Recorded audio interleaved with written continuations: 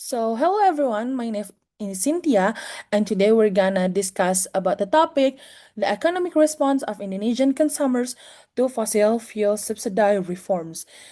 Before of all, we're gonna dive into the relationship Indonesia itself and fossil fuel.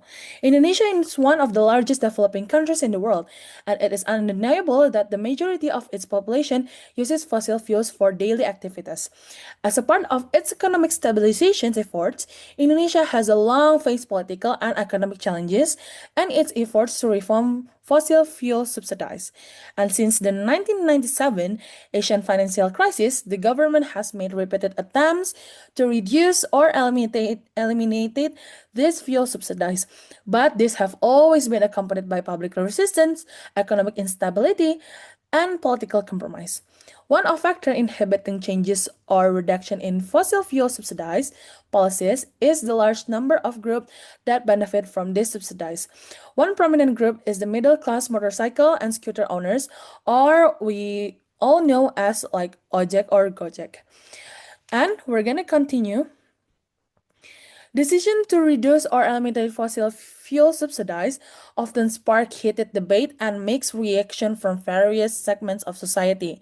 This is due to the Indonesians' high consumption of fossil fuels such as gasoline and diesel. Demand for fossil fuels has surged in the line with rapid growth of the middle class because the middle class itself is using motorcycle. This has prompted the government to spend substantial funds to cover the difference between international fuel prices and domestic prices, especially when the price difference is really significant. The graph that's shown, it shows that Indonesian oil production and consumption as oil production continues to decline while demand continues to increase. Indonesia has not been a net oil exporting country since 2003 and has had increased oil production and increasing consumption. Its crude oil production has decreased by roughly 3% per year, while overall fuel consumption has increased by roughly 4% per year during these last 15 years. The government must meet its fossil fuel needs through imports. Price adjustment must also be made to ensure the fuel sold to the public is appropriate and also affordable. However, price fluctuations are also unavoidable. Therefore, the government continues to refine the formulation of appropriate fuel subsidy policies. And we're gonna examine the leadership has its own policy adjustment. So we will examine the previous president's leaderships, which is President Susilo Bambang Yudhoyono and President Joko Widodo. So every president has its own subsidized policies. So we're gonna see the response and the impact towards these subsidized reforms under these two presidents. First, in the Susilo Bambang Yudhoyono president's leadership. So in 2005, the Indonesian president took steps to raise fuel prices. The government raised fuel prices twice in the first quarter of 2005. In March and in the fourth of quarter, with the premium gasoline rising up to like 1,800 to 2,400 per liter. And in October, until 4,500 per liter. This was also caused by the rise in the international fossil fuel prices during the previous presidential term, when oil prices reached up to like 150 US dollar per barrel. The public reacted negatively to the increase in fuel prices. Thousands of protesters, including student and labor unions, thousands of protesters, including that society took to the streets demanding that the government lower the prices. At March 2005, survey by Indonesian Survey Institute, or as we know as LSE, showed that 60 until 95% of response opposed the fuel price increase, and approximately 9 until 10 million people were potentially mobilized to protest. Furthermore, in 2012, the president also planned to raise fuel prices again by 40% from the average. However, the parliament rejectedly that the parliament, which is represented referral fraction, was rejected as it was deemed damaging to the public. And next, we're gonna examine the policy subsidies of the President Joko Widodo.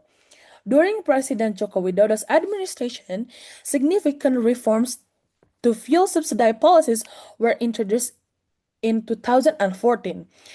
President Jokowi raised fuel prices and eliminated gasoline subsidies, introducing a fixed subsidy for diesel. These reforms save up to like 211 trillion, which is redirected to infrastructure and social programs.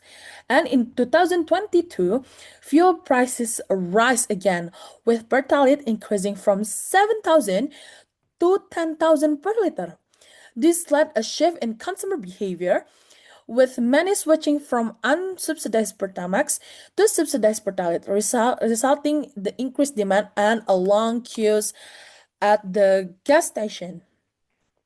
While this measure help improve fiscal sustainability, they also trigger reduced consumer confidence and public discontent, reflecting the ongoing challenges in implementing fuel subsidy reforms. On the other hand, public optimism regarding economic condition has decreased, as reflected in Consumer Confidence Index or CCI, which was recorded 117 on September 2022, where the decline in consumer confidence was recorded across all spending categories, especially respondents with spending between 4 million until 5 million. And we're gonna see from this subsidized fossil fuel that is the problems and challenges for the fuel subsidy reforms. So, first, a subsidized doesn't meet the targets. During both the administration of President Susilo Bambang Yudhoyono and President Joko Widodo, few subsidized policies implemented based on the type of goods tended to favor groups with higher economic capacity. This contradicted the original purpose of the subsidies itself, which was to ease the financial burden on low-income communities. In response to criticism regarding the inaccurate targeting of these subsidies, the Jokowi administration took reform measures, particularly for digitizing a registration process for subsidized recipients and limiting the types of vehicles eligible for subsidized fuel. Nevertheless, data collected by independent institutions consistently shows that the majority, more than 80 to 90% of the total fuel subsidy value still goes to the wealthy and the business sector. Consequently, the benefit received by the poor from this subsidy policy are very minimal. So, the next problem is inflation.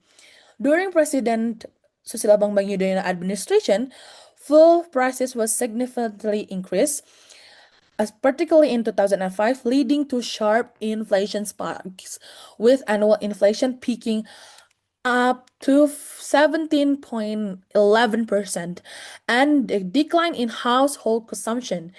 Additional hikes in 2013 and 2014 also caused inflation, but were mitigated somehow by social assistance program or BAT.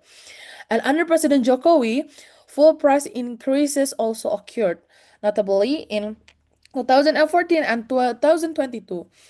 The latter driven by global oil price surge due to Russia and Ukraine war, while the 2022 hikes led to inflation reaching 5.95% annually.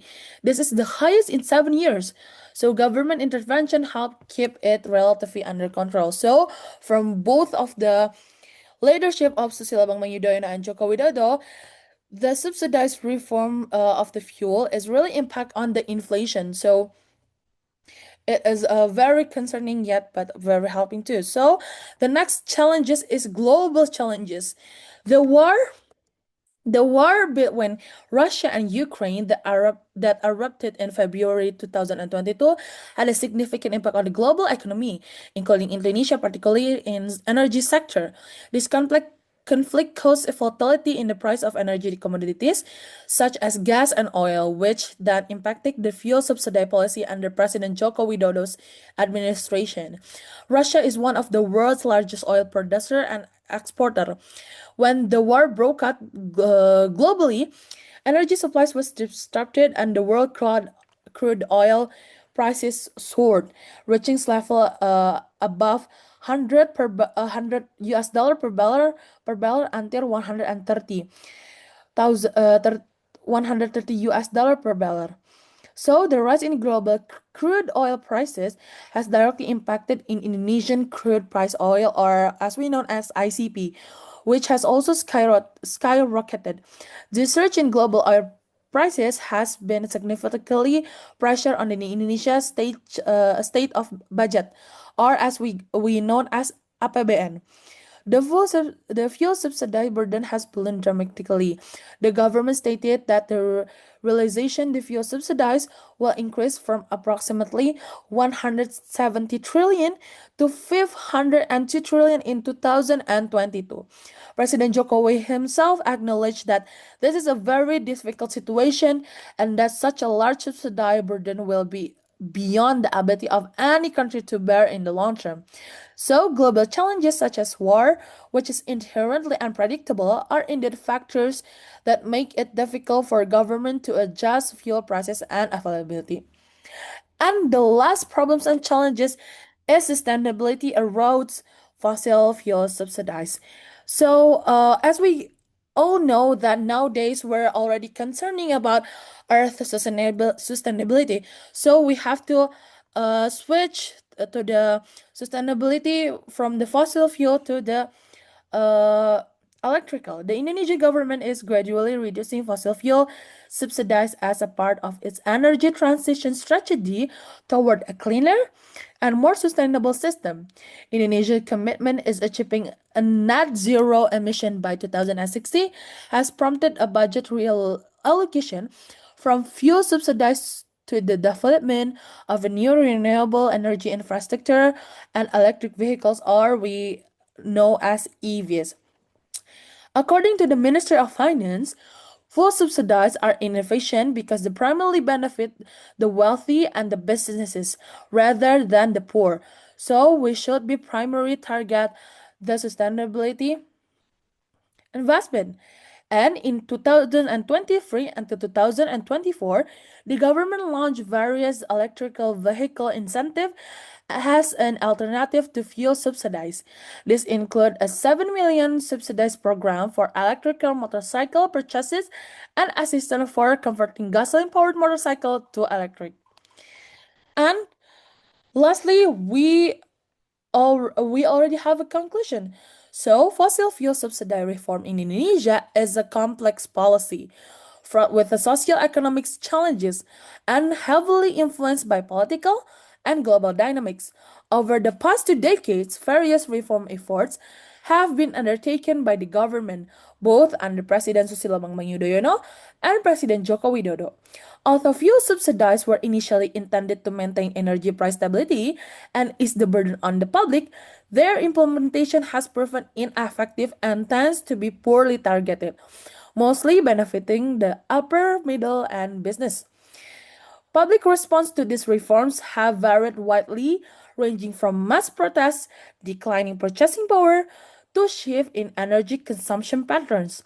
Meanwhile, global pressures such as Russia-Ukraine conflict and the surge in the global oil prices have exacerbated the country's fiscal burden, prompting the government to review its existing subsidy policy.